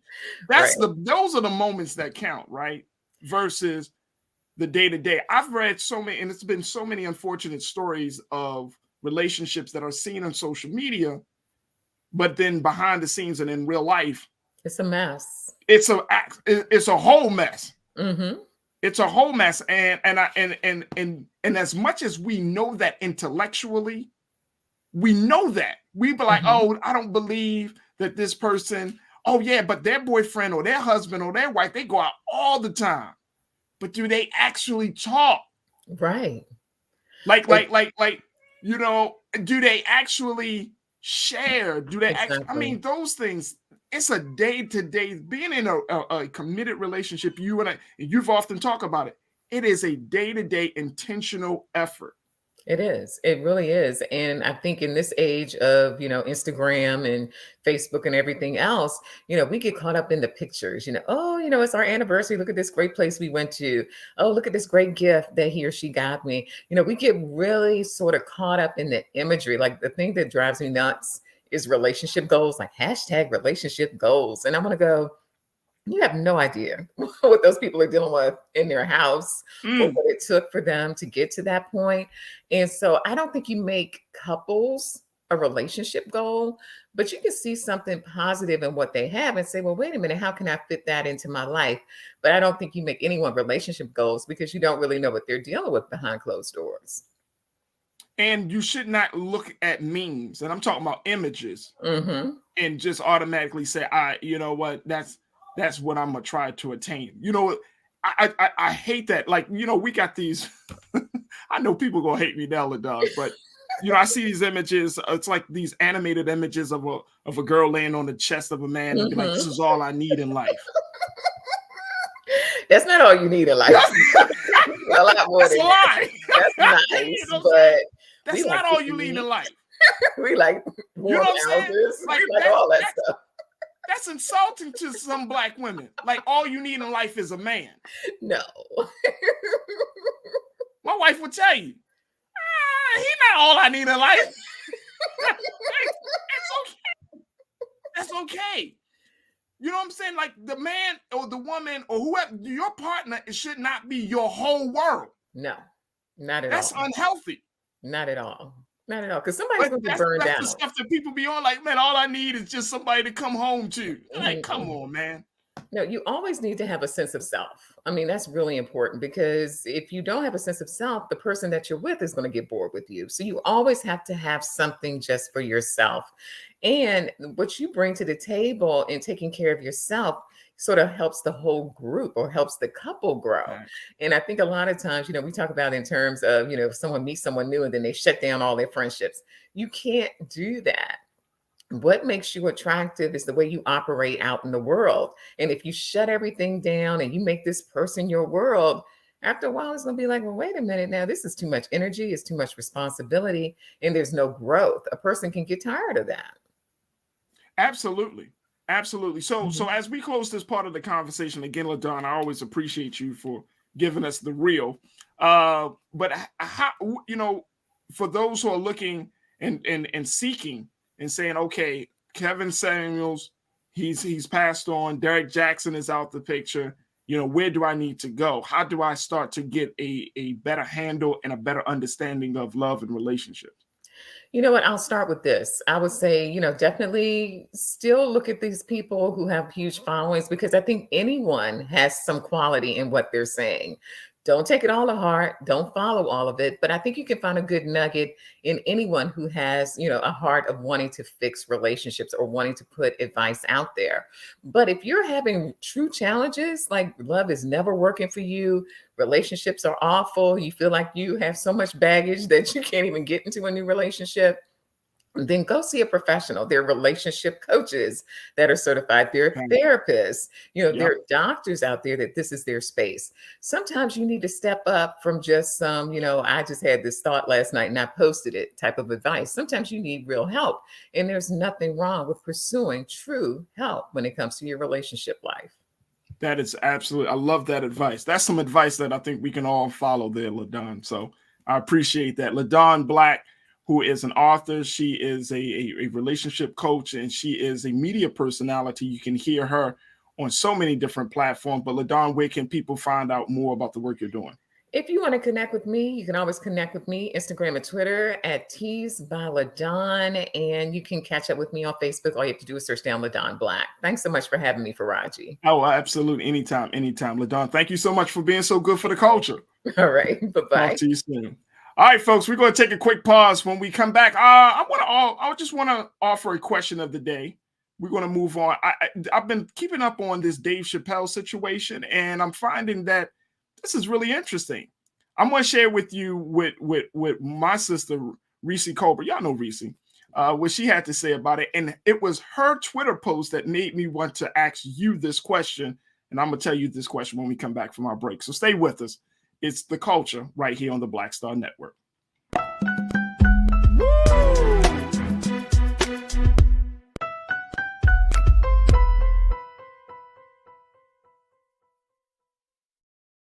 Pull up a chair, take your seat.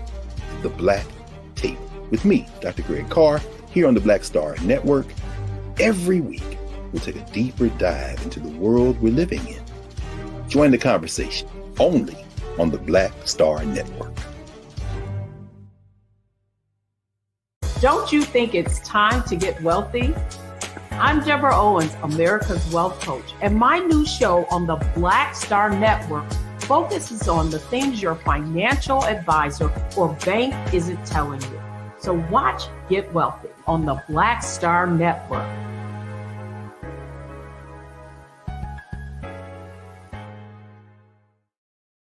Hi, I'm Dr. Jackie Hood Martin, and I have a question for you. Ever feel as if your life is teetering and the weight and pressure of the world is consistently on your shoulders? Well, let me tell you, living a balanced life isn't easy. Join me each Tuesday on Black Star Network for A Balanced Life with Dr. Jackie. We'll laugh together, cry together, pull ourselves together, and cheer each other on. So join me for new shows each Tuesday on Black Star Network, A Balanced Life with Dr. Jackie.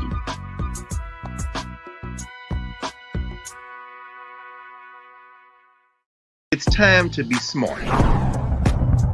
Roland Martin's doing this every day. Oh, no punches! Thank you, Roland Martin, for always giving voice to the issues. Look for Roland Martin in the whirlwind, to quote Marcus Garvey again. The video looks phenomenal, so I'm really excited to see it on my big screen. Support this man, Black Media. He makes sure that our stories are told. See, there's a difference between Black Star Network and Black-owned media and something like CNN. I got to defer to the brilliance of Dr. Carr and to the brilliance of the Black Star Network. I am rolling with Roland all the way. Honored to be on a show that you own. A black man owns the show. Folks, Black Star Network is here. I'm real revolutionary right now. Like, wow, Roland was amazing on there. Stay black. I love y'all. I can't commend you enough about this platform that you've created for us to be able to share who we are, what we're doing in the world, and the impact that we're having. Let's be smart. Bring your eyeballs home. You can't be Black-owned media and be scared. You dig?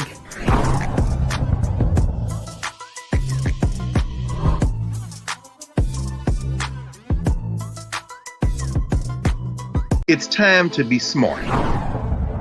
When we control our institutions, we win. This is the most important news show on television of any racial background. Y'all put $2, $3, $4, $5, $10, $15, $20, $30 on this and keep this going. What you've done, Roland, since this crisis came out in full bloom. Anybody watching this, tell your friends. Go back and look at the last 2 weeks, especially of Roland Martin Unfiltered. I mean, hell, go back and look at the last 2 days. You've had sitting United States senators today, Klobuchar and Harris. Whatever you have that you can bring to Roland Martin Unfiltered to support it, please do, because this information may literally save your life. Watch Roland Martin Unfiltered daily at 6 p.m. Eastern on YouTube, Facebook, or Periscope, or go to RolandMartinUnfiltered.com. Support the Roland Martin Unfiltered Daily Digital Show by going to RolandMartinUnfiltered.com. Our goal is to get 20,000 of our fans contributing $50 each for the whole year. You can make this possible. RolandMartinUnfiltered.com.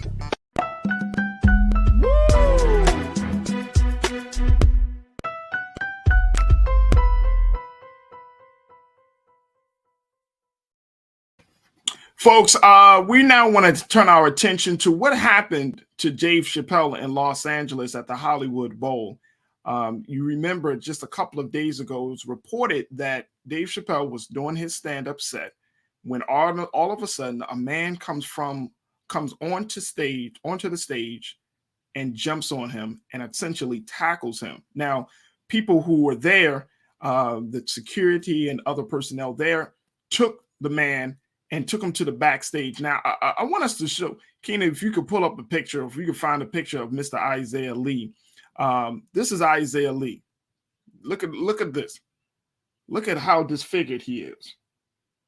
Yeah, they beat this man backstage, broke his arm, and as you can see, they've done, some considerable damage to his face. Now, it was just reported yesterday that the Los Angeles Police Department, the LA City Attorney's Office, says that Mr. Isaiah Lee will not be charged with a felony, but he will just be charged with a misdemeanor for the attack, even though it was reported that he did have some weapon. Now, when he was first detained, according to the police, that he would be charged with an assault with a deadly weapon, but that now has gone down to a misdemeanor. Now, when I heard about this, of course, this brings up what happened to Chris Rock at the Oscars, right? Now, Chris Rock was even at the show. He performed just before Dave Chappelle performed, and after the attack, he came out and made light of the situation and said something to the effect of, was that Will Smith? But it did make me think, and this is why I want to pose this question to you that are watching us. And this is something that I saw my sister Reese Colbert, of the founder of Black Women Views. Check out what she said in her tweet about this situation, which I thought to be fascinating. She said, "I recall the timeline totally apoplectic, aghast, and traumatized by a slap. Yet I see mostly jokes and cheers over this. This is why I don't take folks seriously, because the energy always switches up." So it made me wonder, should we be happy about the fate of Isaiah Lee, from him getting beaten up, for him being charged with a misdemeanor? Should we be happy about this? Or is this another opportunity for us to have an ongoing conversation about the relationship between jokes, between a comedian and the audience? I want you to post your thoughts, because I'm trying to wrap my mind around it. For me, when I first heard about the situation, it was like, is this going to become a trend? And I'm going to tell you, I was thinking about it myself, and I talked to my producers about this, like, maybe should we start to have some voices to talk about this? You know, I know a number of comedians, and I'm thinking to myself, like, maybe we should start to have some voices. But I was like, Farajii, just hold up. Let's see how this situation plays out. And then if we find that there is another attack on another comedian, then maybe that's cause for us to have a different conversation. But do you think that we should be happy about this? Do you think so? B Dizzle checked in and says, look, I don't believe every person has a nugget in them, because their nugget can be seriously tainted. It's important to at least search a person's background so you'll know what that's talking about Kevin Sam, excuse me. So we're looking at this. I'm asking that question. Should we be happy with Isaiah Lee's lesser charges? Check this out. Donetta said, if someone wasn't laying hands on me, I would not have wanted that defense. If I could have, I would have stopped him. True. Brother King Lee said, Brother Dave Chappelle could have been seriously hurt. I don't find that incident as a joke. Yeah. Would you be concerned, Brother King Lee? I know we always chat. Would you be concerned if Isaiah Lee, we saw the picture of him, he got a broken arm, he got beaten up in the face. Would you be concerned about his well-being as well? Is his well-being a joke? Because I saw some people making posts about him like, oh man, he got his ass kicked. That's what he gets. But this is another black man. Consequence Taylor checked in and said, consequences are real. Happy? Janine checked in and said, Will didn't run up there and tackle Chris, didn't have weapons. Again, Will's thing was money on money. Non-celebrities can't do what they do. Yep.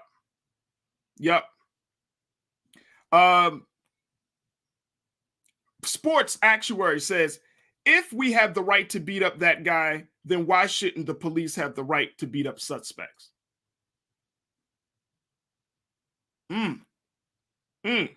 McCole checked in and said, people running up on stages attacking politicians, entertainers, comedians, etc.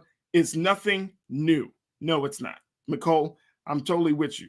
Donita said, did they give him lesser charges because they didn't want that counter suit? I don't know.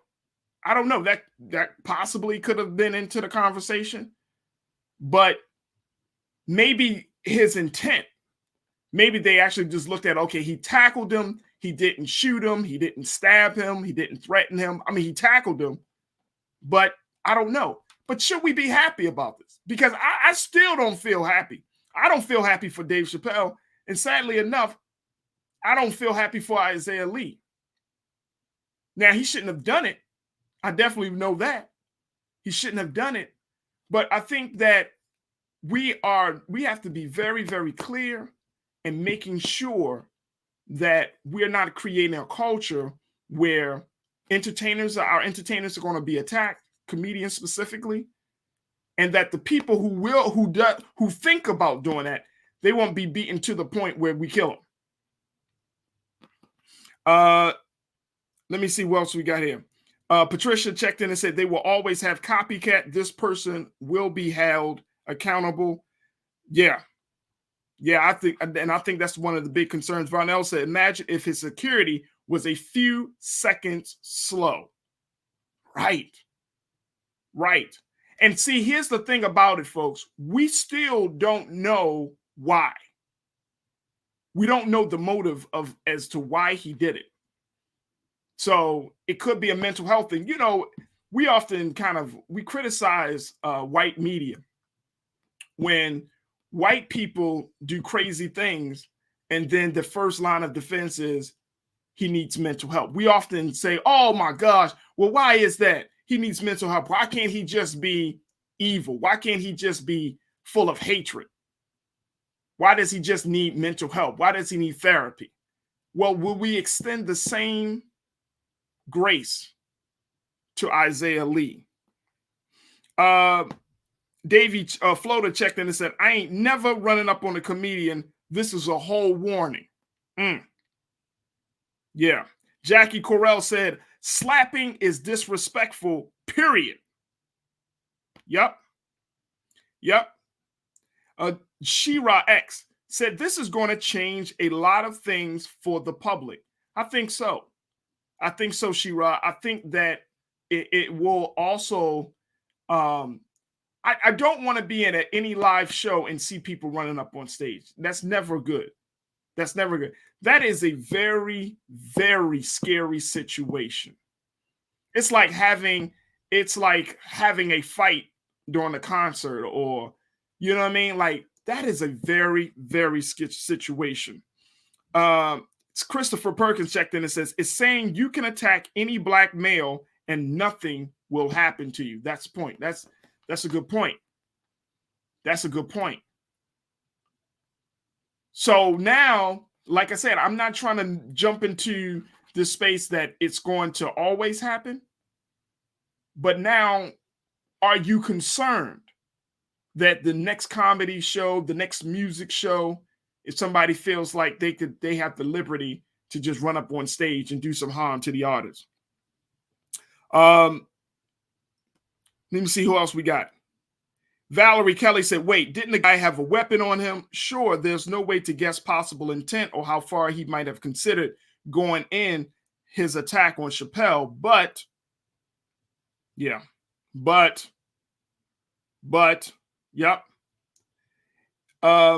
Dr. Time PMD said, in America, it's hard to find a black woman that doesn't think she's a better man than you. Some of you are still talking about Kevin Samuels. It's all good. That Deborah checked in and says, I think that many people use laughter to cover up a lot of trauma. Facts. We always have. A lot of comedy has been born out of personal tragedy. Absolutely. If you know Deborah, like I know, comedians have some of the darkest past that of a lot of entertainers. I think Jim Carrey talks about that. I know Dave talks about his past and everything. I don't think, they have dark past. So you're absolutely right. Damon Blissett, Damon, you always check in. Monica Seles got stabbed while playing tennis. Yeah.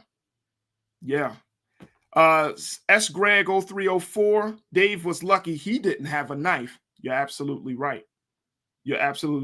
And this is why, and to your point, S. Greg 0304, this is why I think that we shouldn't take it for a joke. We should, and again, this is part of our culture. We love the fact that a man can get his ass kicked, right? Oh, man, beat on that man. But we don't know the full circumstances of that situation. We don't know. Just like we didn't know with the slap situation, where the LAPD said that they were going to arrest Will Smith, and Chris Rock said, no, that's not necessary. Don't arrest that man. So we have to look at it. I want the man to suffer some consequences. I'm just happy that Dave Chappelle is not hurt or fatally wounded, or even the guy Isaiah Lee. I want him to suffer some consequences. I don't want him to be dead. Forensic accountant say he did have a knife. It was attached to a replica gun. That's what I also heard too. Yeah, he did have a knife. And Varnell said, making sure. Varnell said, this is the first of a troubling issue that will change some things. Also, look at how these so-called leaders are trying to set us back decades. They know no boundaries. And Patricia said this, and then I'm going to wrap with this one, folks, and I appreciate all the comments. She said, we talked about empathy on one of your shows. We sure did. Is this a time to have empathy? Patricia Johnson, I don't know, but we may. Now, I'm all for, if someone attacks you, fight with you, fight with them, those who fight with you. If you are aggressed upon, that's how I was taught. That was the school of thought that I come from, right? That's what I teach my children. You don't put your hands on anybody, but somebody put their hands on you, you fight with them, and then guess what? I truly believe you will be granted the victory. But in a case like this, we don't know the mindset of that man. We don't know the full story. So I'm wondering, as we are weeks away from the Oscar situation, now we have this situation. Is there a lesson that we can all learn as spectators? Because we're not, it was Chris Rock and Dave Chappelle, but we're all spectators. So is there something that we can take from this moment and add to that larger conversation about comedians and the relationship that it has with its audience? Is there something that we can all learn from that? Just something for us to think about, folks. Just something for us to think about as we move on, because I would hate to hear that another Black comedian or any other comedian in that respect, any comedian or artist or entertainer is attacked while on stage. That is unacceptable. It's unacceptable for Will Smith. It should be unacceptable for the attacker of Dave Chappelle, Isaiah Lee. It's unacceptable. You don't have to, if you don't like what somebody says, you don't go up there on stage and just knock them in the face, throw them on the ground, slap them. You don't do that. You don't do that. And for us, it's going to be important that we set a new culture, not one that makes jokes or make it lighthearted to attack people, but you have to make sure that people stay safe. Because if somebody wilds out at a concert, at a comedy show, and you're there, things can go left real quick, and a lot of people can potentially be hurt. All right, folks. I thank you for all of your comments. We're going to try to do more question of the days to get an opportunity. I love engaging with all of you. So, to hear what you have to say, to bring it out to the forefront, and then I'm sure for me to bring it up and then for us to talk about it. This is part of building the community here at the Culture on Black Star Network, and this is why we want to do it. And so we're going to have more kind of question of the days, question of the week, things that we can think about and we can talk about together. But I appreciate all of the comments and all of the thoughts. And even during our course of our conversations today, so many of you are having these discussions, still talking about everything from Kevin Samuel, still talking about everything from white nationalist ideas. I love it. Let's keep it going. And you can certainly follow me on all my social media, and let's have some conversations. I love to have Twitter discussions. I love to have Facebook conversations. Whatever the case may be, let's keep these conversations going. All right, the last word of the week. Look, let me just share with you very quickly, folks. This week, we learned about abortion with that Supreme Court opinion being leaked. Let's not take for granted the power of choice. Not just choice in that abortion debate, but let's not take for granted that you can choose however you want to live your life, right? But guess what? Also choose to think about other people. That's it. That's it. If we understand the very, very important power of choice and understand that in this country, choice is slowly deteriorating. And that's what we have to continue to fight for each and every day in this country. We have to fight for it. But your choices has to be in alignment with the community that you should be a part of, that you're a part of. If your choices aren't in alignment with the community, with the whole, with the people, with the group that you're a part of, whatever group you may be a part of, then guess what? We're going to find ourselves being individual and dysfunctional, and we're also going to find ourselves being broken.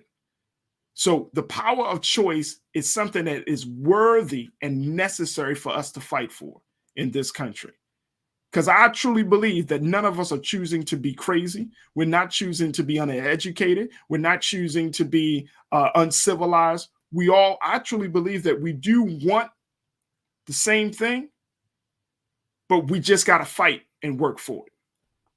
Just like we saw in the abortion debate, where women are fighting for the choice to do what they can do and what they want to do with their bodies. And we should be supportive of that.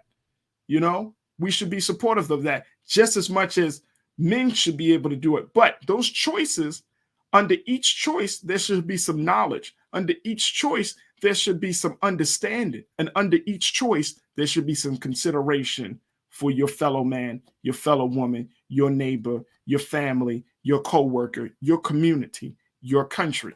There should be some consideration, because we don't live in a bubble. We don't live in a vacuum. We live together. All right, folks.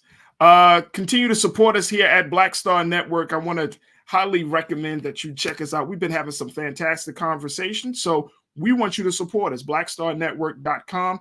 Support Black-owned media that is unapologetic and unfiltered, and we will continue to have the discussions that are important to you. Make sure you go to Black Star Network, download the app for free, and tell your friends and family about it. And of course, if you can't give, then make sure you share. If you can't give, say it with me, y'all. If I can't give, share. If I can't give, share. Let people know that Black Star Network is all about giving you the truth. Even though you say, oh man, I don't want to hear it. Guess what? We're going to do our best to give it to you. And we want you to share that mighty, mighty word. All right. All right, folks, my time has been very well spent. I thank you for having a phenomenal week. Next week, got so many fantastic guests lined up. We're going to check back in with Dr. Horn to give us the latest about what's going on in Russia. I got to talk to Dr. Harry Williams from the Thurgood Marshall College Fund. He's going to talk to us about a new project that's coming up around college debt and admissions. I mean, there's so many great things that we're going to be checking in next week. So make sure y'all tune in. All right, stay tuned. Up next at the 6 o'clock Eastern Standard Time hour is Mr. Roland Martin Unfiltered, my big brother. And as always, never be afraid to challenge what's wrong. Stand for what's right while being yourself in the process. God willing, I hope you have a safe and great weekend. And let's talk and let's chat again on Monday for another exciting edition of The Culture right here on the Black Star Network. Peace.